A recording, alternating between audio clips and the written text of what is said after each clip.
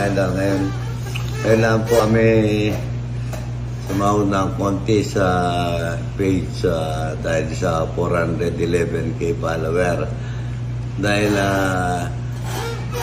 mabilis pong mag yung page ko the follower.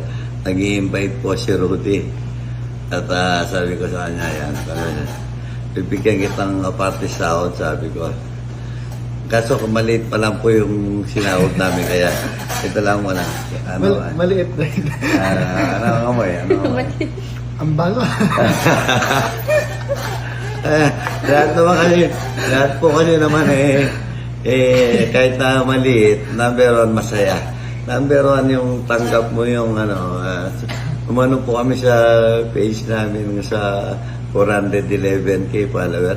Hindi naman para sa akin yun, sa mga tao ko at saka